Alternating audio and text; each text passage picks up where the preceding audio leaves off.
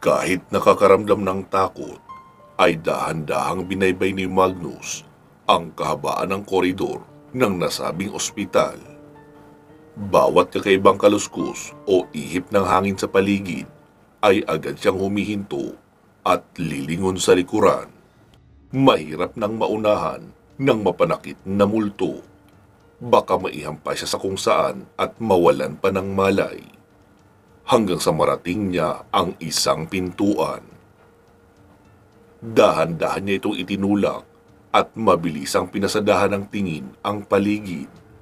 Noong wala namang makitang kakaiba, ay dahan-dahan na niyang binaybay ang paibabang hagdanan hanggang sa makarating sa hallway ng basement.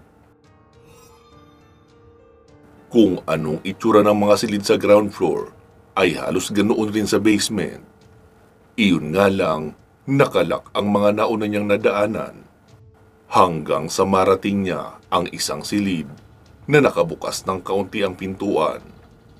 Pagkapasok niya roon ay nakita niyang punong-puno ng kagamitan iyon. Lahat ay mga kagamitang pang-opera. Meron ding 3 operating chair kung saan may mga strap at halos pigilan niya ang hininga noong makitang may tao sa dulong upuan. Naka-fully strap iyon mula ulo hanggang paa. Pero nakatakip ng puting tela na punong-puno ng dugo ang ibabaw. Sa kulay ng dugo na kanyang nakikita, masasabi niyang sariwa iyon dahil kulay pula pa. Madalas kasi, nagiging halos kulay brown ang dugo kapag nasa tela at matagal na. Pero iyon ay mukhang sariwa pa nga talaga. Dahan-dahan siyang lumapit sa upuan na iyon at inalis ang nakatakip na tela. Nanghina ang kanyang mga tuhod noong makitang ang lalaking si Raymart iyon. Nakita niya na ang itsura ng binata sa mga nakapasgil na larawan nito na missing sa mismong presinto pati na sa labas. Kaya sigurado siyang si Raymart na nga iyon. Napailing-iling na lang siya dahil mukhang nahuli na siya ng dating. Maputla na rin ang balat ng binata na mukhang mag-24 oras ng patay. Nakarinig siya ng tunog ng kalansing ng susi. Kaya naisip niya na maaaring iyon ang gumawa ng pagpatay. Kaya dali-dali niyang nilagyan ng guhit ng asin ang bahaging pabilog malapit sa pintuan. Gusto niyang maikulong sa bilog ang nilalang o kung multo man ang gumawa ng pagpatay sa binatang si Raymart. Nag-iwan siya ng bahaging walang asin sa bandang pinto. Saka siya tumago sa may gilid. Ilang saglit pa ay nakita niyang tila usok lang na tumagos ang imahe ng isang doktor sa pintuan at dahan-dahan iyong naglalakad papalapit sa bangkay ng binatang si Raymart. Agad namang lumapit si Magnus sa may pintuan at itinuloy ang pagguhit ng asin roon para walang malabasan ang multo ng doktor. Nagulat siya noong magsalita ang multo ng doktor kahit hindi naman nakatingin sa kanya. You're just in time, iho. Oras na para sa iyong operasyon. Sabi naman ni Magnus. Ikaw ang totoong baliw, Dr. Luarca. Hindi mo ba alam na patay ka na at isang matinong tao ang nilagarian mo ng ulo? Ulo mo dapat ang nilalagari eh. Sumagot naman ang doktor. Nagkakamali ka, iho. Ginagawa ko ito para sa ikabubuti ng mga pasyente ko. Kailangan kong buksan ang ulo nilang lahat para maitanim sa kukote nila ang kahalagahan ng buhay na sinasayang lang nila sa paggamit ng mga ipinagbabawal na pulbos at kung ano-anong bisyo na makakasira sa kanila. Kaya ako ang nag-iisang bayani sa ospital na ito. Sabi naman ni Magnus, tama lang talaga na sinunog ang ospital na ito dahil sa pinaggagawa ng mga katulad mo. Huwag ka nang mahiya, iho. Maupo ka na sa silya nang masimulan ko na ang operasyon mo. Tarantado kang matanda ka. Ikaw ang dapat na inooperahan. Galit na wika pa ni Magnus, sabay dampot ng isang upuan at ibinato niya sa matandang doktor. pero bigla iyong nawala. Laking gulat ni Magnus noong makitang nasa harapan niya na ang doktor at sinasakal na siya. Ihahataw niya palang sana ang hawak na bakal, pero malakas na siyang ibinalibag nito sa dingding. Bumagsak siya sa isang lamesang punong-puno ng mga aparatong pang-opera. Sa isang iglap ay naroon na naman ang matanda. Sakal-sakal na naman siya. Pilit niyang inaabot ang bakal na nabitawan at naroon sa hindi kalayuan. Huwag ka nang pumalag, iho. Kung ayaw mo sa upuan, pwede rin naman kitang operahan dito sa lapag. Wika pa noon habang hawak-hawak ang isang skalpel o iyong maliit na kutsilyong panghiwa ng mga doktor. Pilit nagpupumigla si Magnus at muli niyang nakuha ang bakal at hinampas noon ang ulo ng matandang doktor. Agad na basag at naging usok, kaya nagkaroon ng pagkakataon si Magnus na muling makatayo. Kaliwa kanan ang hampas niya ng hawak na bakal para hindi siya malapitan ng doktor. Nahihirapan siyang talunin ang doktor dahil multo lamang iyon. Isa iyong poltergeist, isang nababaliw na multo na wala nang magawa kundi ang manakit ng mga buhay. Nagagawa rin noong humawak ng mga pisikal na bagay sa mundo natin, pero sila ay hindi pa rin masasaktan. Biglang gumalaw ang mga upuan at nagliparan papunta kay Magnus, kaya naman hindi siya magkandaugaga sa pag-ilag, hanggang sa gumalaw na rin ang lamesa. Naipit siya noon at nabitawan ang hawak na bakal. Noong muling lumitaw ang doktor, ay hawak-hawak na naman siya noon sa leeg. Pinagsasapak siya noon sa mukha ng walang tigil, kaya mahilo-hilo na si Magnus sa mga natatanggap na suntok. Pilit iyong sinusuntok ni Magnus, pero tumatawa lang ang matandang doktor dahil tumatagos lang ang kanyang mga suntok roon, hanggang sa muli siyang ibato papunta sa looban pang bahagi ng silid.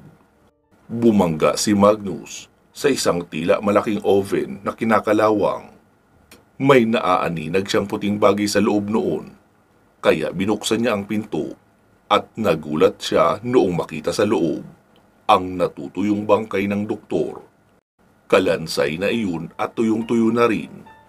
Hinatak iyon ni Magnus papalabas, kaya napalingon ang doktor noong makitang bumagsak sa sahig ang kanyang kalansay. Huwag ang buto ko! Sigaw pa noon. Naramdaman ni Magnus ang dugo na umaagos sa kanyang noo, paibaba sa pisngi. Napangiti siya dahil hindi niya na kailangan maghiwa pa ng palad para makakuha ng dugo.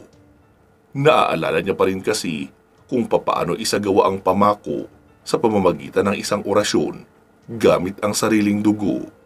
Pagkakita ng doktor sa kanyang ginagawa, ay mukhang alam na noon ang mangyayari.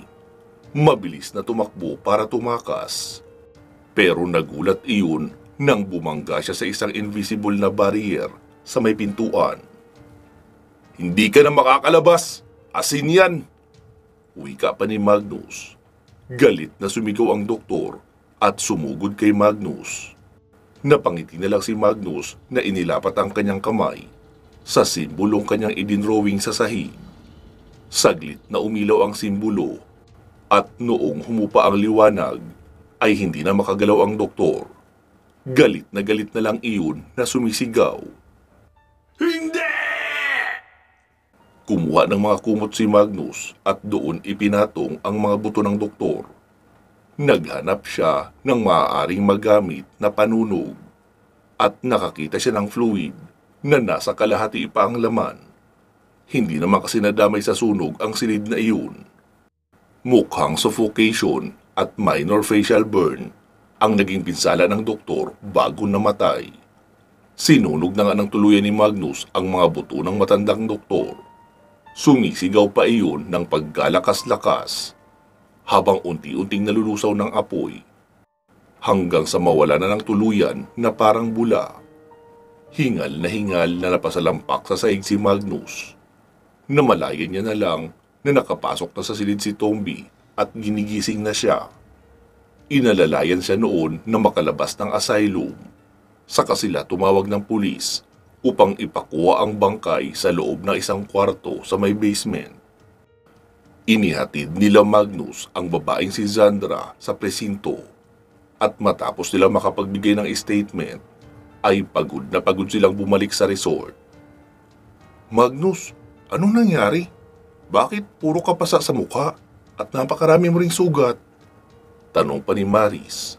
Dumagdag naman si Pandoy. Oo nga, Mags. Di ba? Multo lang naman ang nakaharap mo. Sabi naman ni Magnus. Oo, tama ka naman dyan, Pandoy. Multo lang naman. Multo na pinsan yata ni Undertaker.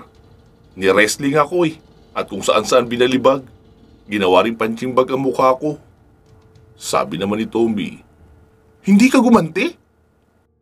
Ha? Paanong ganti, Tomby? Paki-explain nga. Nakakailang suntok na nga ako pero parang sumusuntok lang ako sa hangin. Ilang beses ko rin napalo ng bakal. Pero nababasag lang na parang usok. Tapos mabubuo na naman. Hindi talaga napupuruhan. Nako, hirap pala talaga noon, Mags. Sabat naman ni Mang Ambo. Oo, Mang Ambo. Hindi ko na nga alam kung paano siya tatalunin Mabuti na lang at naroon din pala sa kwartong iyon ang mga buto niya. Kaya nagawa kong masunog. Sabi naman ni Maris. Halika rito. Gamutin natin yung sugat mo sa mukha. Wala ka namang malalim na sugat, kaya wag na nating tahiin. Wika pa ni Maris. Sabi naman ni Mang Ambo. Ano nang plano natin dito, Mags? Sumagot naman si Magnus. Umuwi na tayo ng Bohol. Sa bahay ko nagugugulin ang pagpapagaling para makasama niyo rin muna ang inyong mga pamilya bago tayo umakyat ng Ibisan. Oo, Mags. Sangayon ako dyan. Siguradong bubuksingin na kami ng mga asawa namin sa tagal namin hindi nakakauwi. Di ba, ang paalam lang naman natin, natutulungan ang kapatid ni Mang Ambo. Anong petsa na? Ilang buwan na tayong hindi nakakauwi. Oo, tama ka, Tommy. Kaya kailangan na natin umuwi. Sagot pa ni Magnus. Matapos malagyan ng benda ang mga sugat ni Magnus, ay nagtungo na si Maris sa unit niya para magpahinga. Nagpalipas pa sila ng 2 araw bago bumiyahe papauwi.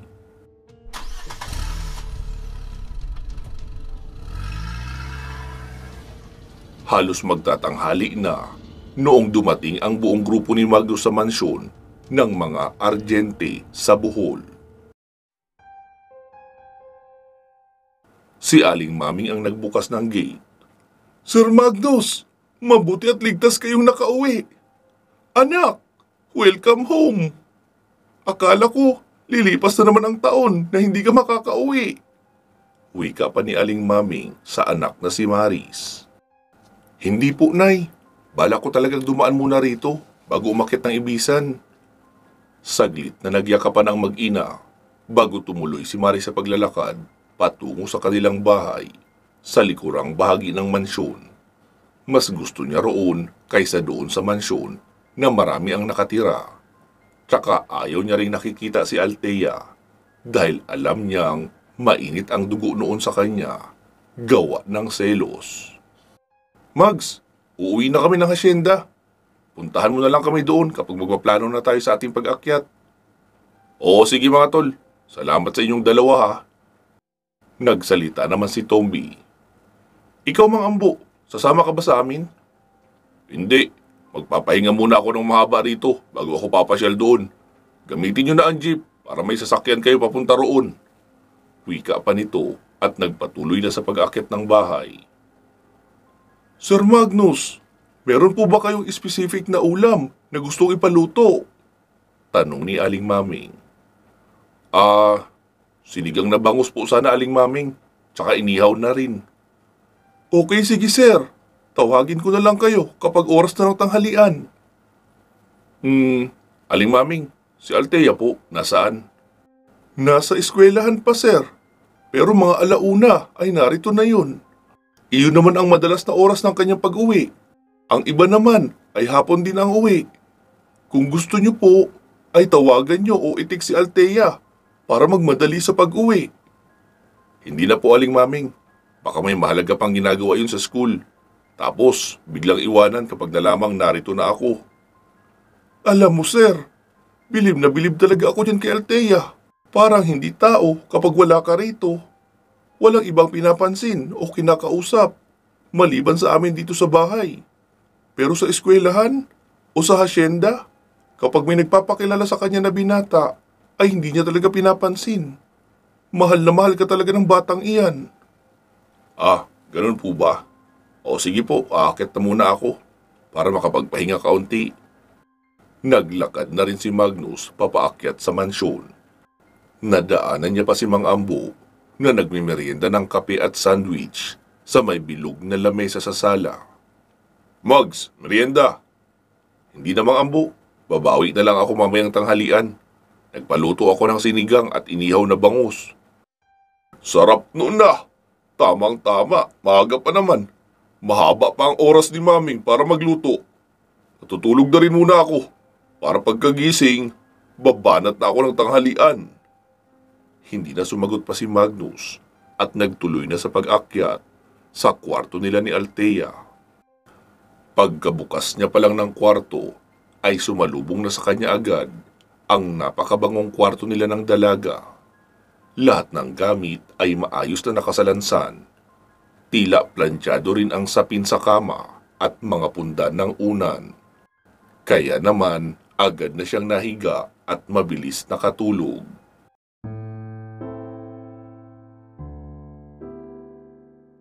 Nagising na lang si Magnus noong may sumisiil na sa kanyang mga labi. Noong imulat niya ang kanyang mga mata, ay mukha ni Althea ang kanyang nakita.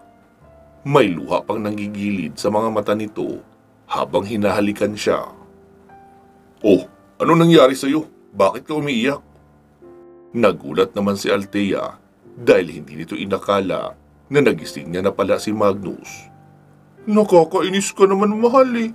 Hindi mo lang sinabi na nakauwi ka na. Eh di sana hindi na ako tumambay pa ng matagal sa library at umuwi na rin agad. Yun nga ang dahilan kaya hindi kita tinext. Alam kong magmamadali ka lang sa pag-uwi kapag nalaman mong narito na ako. Eh ano naman? Alam mo namang miss na kita eh. Kaya normal lang na uuwi ako ng maaga kapag narito ka. Lumuluhang wika pa ng dalaga at muling ipinagpatuloy ang pagsiil sa kanya sa masidhing damdamin. Ramdam ni Magnus ang labis-labis na pangungulila sa kanya ng dalaga. Kaya naman, pinagbigyan niya na ang nais nitong mangyari sa mga oras na iyon.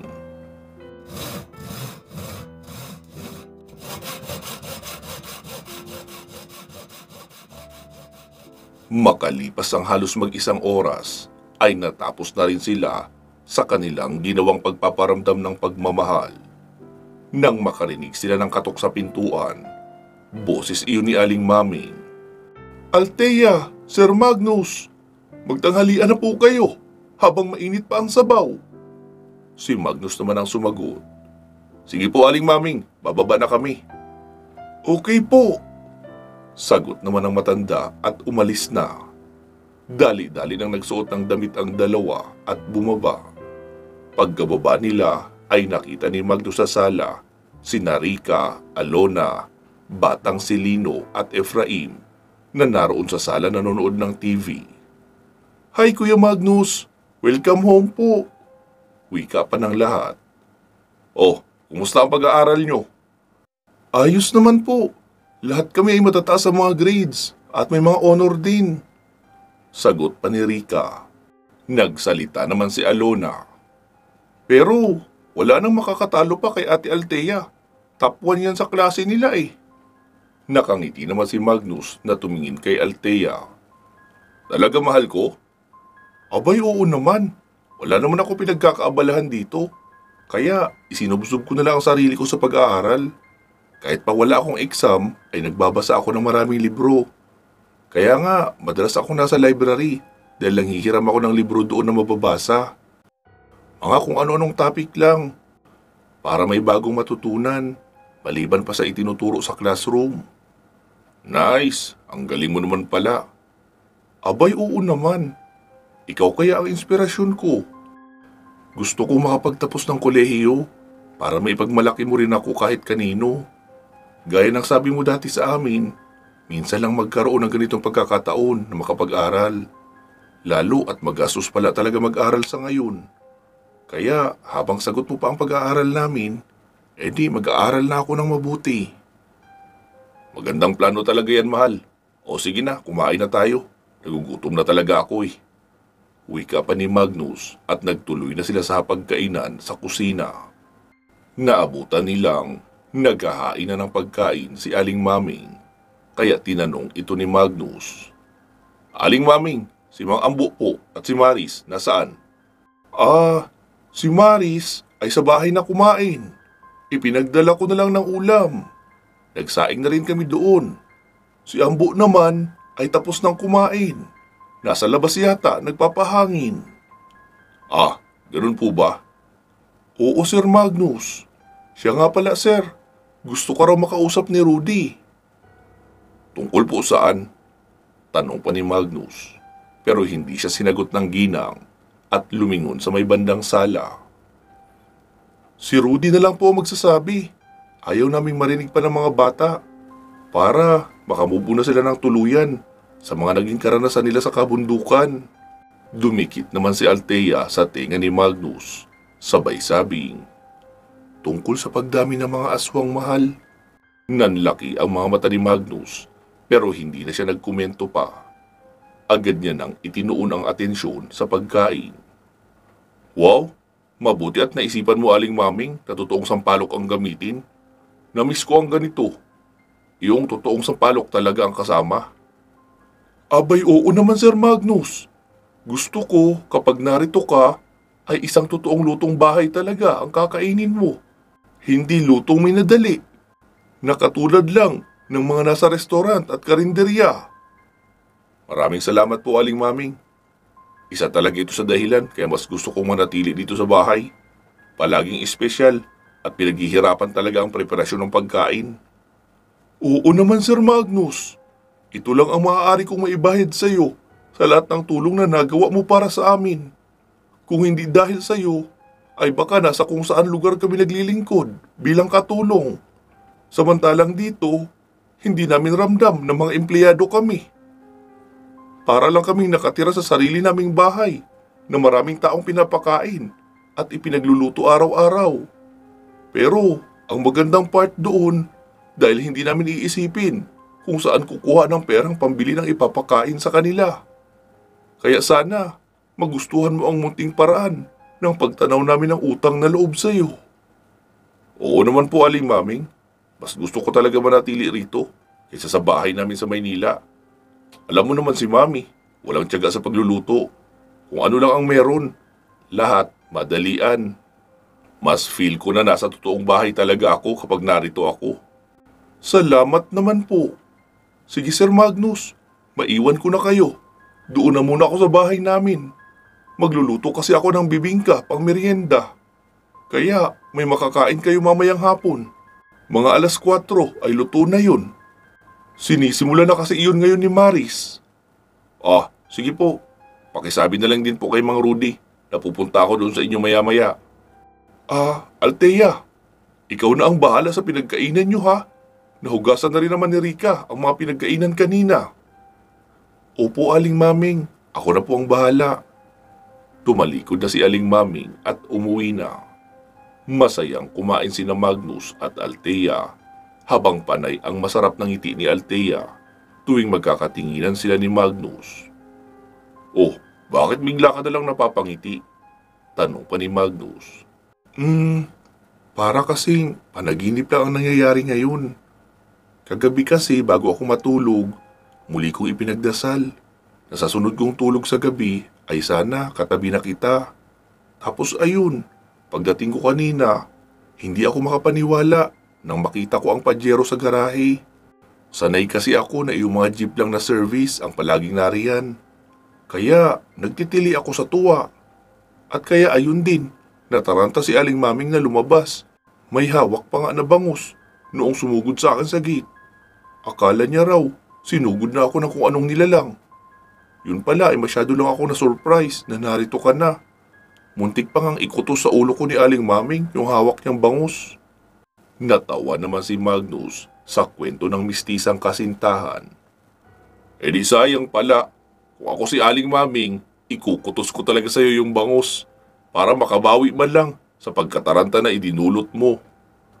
Ito naman, ang harsh mo sa akin. Malamang hindi mo kasi alam kung gaano kita namimiss. Kaya nakakapagsalita ka ng ganyan. Nakasimangot na wika pa ni Althea. Ano ka ba? Joke lang yun siyempre. Sige na, bilisan mo nang kumain. Tapos, magpahinga ka na muna after kumain. Pupunta lang kami ni Mang Ambo kay Mang Rudy. May problema na pala rito. Buong akala ko talaga ay hindi na babalik ang mga iyon. Naghihintay lang pala na lumamig ang issue tungkol sa mga aswang. Tapos nagsibalikan na uli. Oo mahal, patutulog talaga ako pagkatapos ko maghugas. Para may energy ako mamayang gabi. Magpupuyat tayo. Okay lang ba? Abay oo naman. Samantalahin na natin ang pagkakataon na narito ako. Yehey! Masayang wika pa ni Althea na tila isang bata na napagbigyan ang hiling. Matapos makakain ay bumaba na si Magnus at nagpunta sa may malaking puno ng mangga. Naroon si Mang Ambo, kumakain ng manibalang na mangga. Mang Ambo, kumusta? Ayos lang Mags, namiss ko ang ganito oh. Yung pagkatapos kumain ay susungkit lang ako ng isang mangga panghimagas. Mang Ambo, sama tayo kila Aling Maming. Kakausapin raw ako ni Mang Rudy tungkol sa mga aswang dito sa bayan natin. Nagsibalikan na naman daw eh. Talaga? Sino-sino naman? Ewan ko eh. Si Mang Rudy na raw magsasabi sa atin, sabi pa ni Aling Maming. Okay sige, tara na. Uhugas lang ako ng kamay. Wika pa noon at magkasabay na silang naglakad patungo sa likurang bahagi ng mansyon kung saan naroon ang bahay nila Aling Maming, Mang Rudy at Maris. Tao po! Tao po! Wika pa ni Magnus noong makalapit sa pintuan. Si Maris naman ang sumagot mula sa loob. Kung makapagtao po ka naman, para namang hindi mo pagmamayari ang bahay na ito. Pumasok ka na, nasa sala si tatay. Tumuloy na nga hanggang sa sala ang dalawa. Magandang araw po Mang Rudy, Aling Maming. Sabi naman ni Aling Maming. Magsiupo muna kayo Sir Magnus at Ambo. Doon na muna ako sa kusina at mamadaliin namin ang pagluluto ng bibingka. Ah, sige po. Mang Rudy, kumusta po rito? Sir Magnus, hindi na ako magpapasikot-sikot pa no. Kasi alam kong tuwing uuwi ka rito ay palaging madalian at aalis din agad. Kaya kailangan malaman mo na agad ang buong detalye na nalaman ko. Nagbalik na sa bayan natin sina Lucio at Victor, yung dalawang anak ni Don Roman. Mukhang minabackupan sila uli ng Death Council kasi nakatira sila sa isang malaking mansyon. 3 malalaking gusali rin ang binili nila na pinatayuan ng iba't ibang negosyo.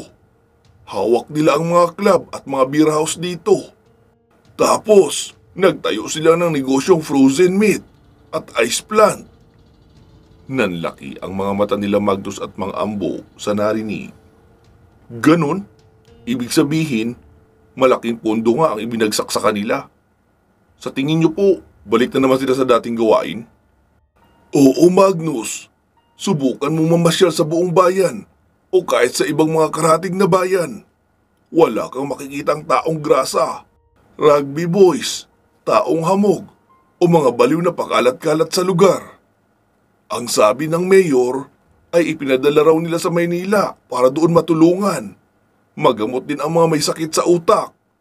At yung mga bata naman ay mahanapan ng mag-aampo na pamilya. Pero imposible iyon dahil may kumakalat na balita na lahat ng mga iyon ay kinakarni lang sa planta nila sa karnihan. Nabalitaan kong may dumayo rito ng mga antingero na nag-imbestiga sa balitang iyon. Kalat kasi talaga at matunog. Hindi lang naman kasi rito, pati sa 8 magkakasunod na bayan ay ganun din ang nangyayari. Pero mukhang dito pinoproseso sa planta Makalipas na ang ilang araw ay wala nang nakakita pa sa mga antingerong iyon. Ang duda namin ni Maming ay pinatira na sa mga assassin nila. Ano nga bang tawag nila doon sa kanilang mga hitman? Tagaligpit po. Yun ang hinala namin na nagligpit sa mga antingerong dumating.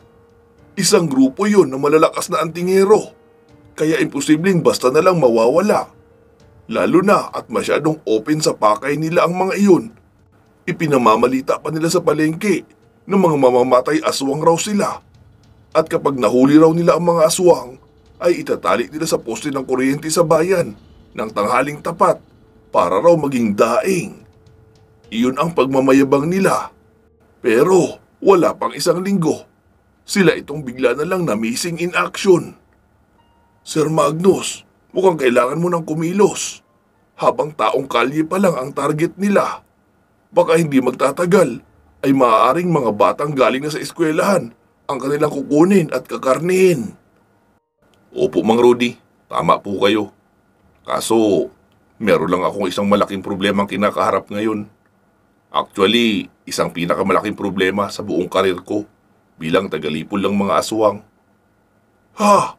Ano naman yun, Magnus? Ang mawalan po ng babantayan. Tinawag akong tagabantay dahil ako ang nagbabantay o nangangalaga sa mga elemento ng kalikasan. Kaso ngayon, nawala na silang lahat sa akin. At iyon ang dahilan kaya kailangan kong umakyat muli sa ibisan. Ganon din si Maris. Ganun ba? Siguro humanap ka ng paraan para kahit papaano ay may maipanlaban ka sa mga aswang. Kahit pa hindi ka sumugod, ay hindi malayong sila ang susugod rito kapag nalaman nilang narito ka. Oo nga po, Mang Rudy. Gagawan ko po ng paraan yan habang wala pa sa akin ang kapangyarihan ng kalikasan. Sige po, babalik na muna ako sa bahay. May mga tatawagan lang din muna ako para makahingi ng tulong. Sige, Magnus, mag-iingat kayo palagi. Nagsalita naman si Aling Maming. Sir Magnus, dadalhin ko na lang doon ang malulutong bibingka kapag tapos na rito. Mukhang matutulog ka pa naman. Inaantok pa ang mukha mo, oh. Opo, Aling Maming, tama ka po. Kailangan kong bumawi ng tulog. Ako kasi ang nagmaneho, kaya wala ako masyadong tulog papauwi. Tumayo na nga sa upuan sina Magnus at Mang Ambo at bumalik na lang muna sa mansyon. Pansamantala muna natin puputulin dito ang ating kwento. Magsama-sama tayong muli sa part 129. Mga katribo, baka naman po pwedeng maglambing. Huwag nyo naman kalimutan ang muti nating channel na madalaw araw-araw. Marami pa po tayong upload na hindi nyo pa napapakinggan. Baka pwedeng pakinggan nyo rin. Please. Salamat po ha. Mag-iingat po kayo palagi. At hanggang sa muli.